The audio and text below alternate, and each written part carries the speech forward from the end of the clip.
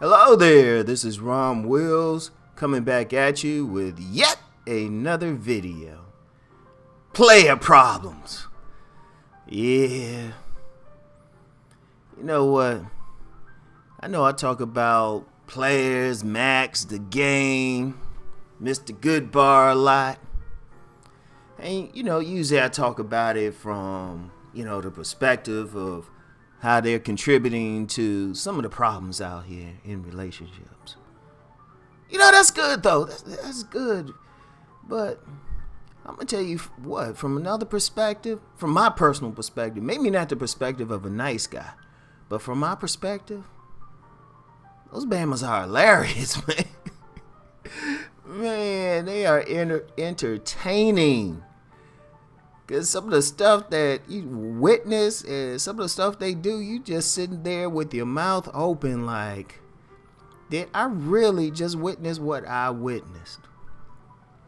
And see, just being in my business, just doing book signings, relationship seminars, man, you just hear everything and see everything, right? Like, I remember this one dude. This was back in the day when I used to have this book stand at this vendor's market, right? I had my little stand, and, of course, I tell people, even though I had other books, of course, I push my own book. Always promote your own self. Ha ha. And I remember this one dude came up, and he started looking at my book. He was like, "Nice guys and players, huh?" It's like, yeah, man. And he proceeded just to tell me some stuff. First, I ain't gonna lie, I thought the dude was like a slim stripper or something, right? Because he told me his name. He was a black man. And he was like, yeah, I ain't gonna say what his name actually was. I'll call him Giancarlo. But he had some name like that, some Italiano name like that, right? So I was like, first of all, I thought that was his stage name or something. I'm serious. That's what the way he was talking about women and stuff. And he said, yeah, man, these women be knocking on your doors. And then when you be on the dance floor, I try to be cool and stuff, but the women, they put their butts in my face. What am I supposed to do? And he looked at me serious. He said, brother, what am I supposed to do? Shoot, Joe, I got to sit up there and dance. I mean, this dude was in front of my table dancing. Shoot, I thought a woman was going to come up and put $1 in his buckle. It's like, shoot. And dude tell me all this crazy stuff he doing with women, right? And dude, at some point, bro, man handed me his business card. And as he was handing it to me, he said, brother, I want to invite you out to my church. I was like, church? I looked at it. This dude was a minister. It's like, I'm thinking to myself, damn, what kind of gospel y'all teaching? Shoot. That'd be an interesting one right there. Oh, they must make there might be a production number to pass the donation plate around and stuff. I'm like, shoot. Oh man, I love to see their praise dancers and whatnot. Oh man. I mean, shoot. I mean, I've had it's just hilarious. And I think there's one I talked about. I don't know if I talked about it here on my private site. Everything started to blur, but one of my favorites it wasn't a brother. It was this Hispanic dude, Rico Suave. I remember,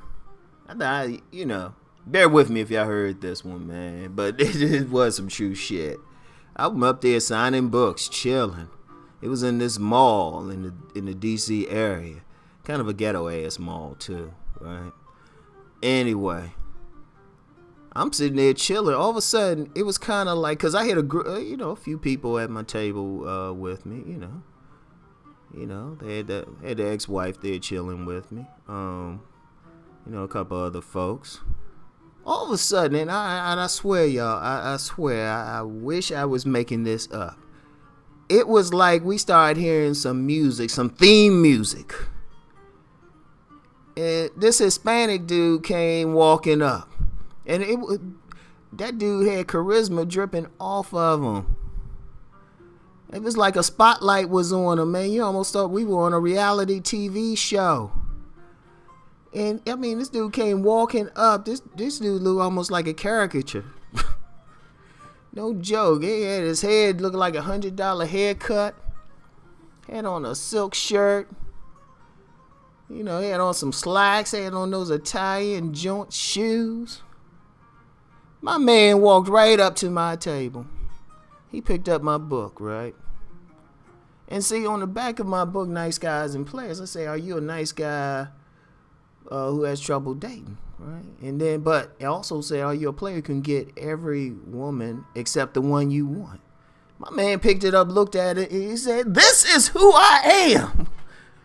How much for your book? I was like, damn. And we were chopping it up. I was like, shoot, I almost gave him the book. I was like, damn. He said, Rico Suave. He bought a copy of the book, made his boys buy the book. Everybody was feeling good. Then he left, and the theme music and spotlight left with him, man. Y'all think I'm exaggerating too, I swear. You ever just see somebody, they just walk into the room and everybody know it. And I know the women, they up there, their imagination going, they be like, shit, even the swirlers, they probably like, Rico Suave?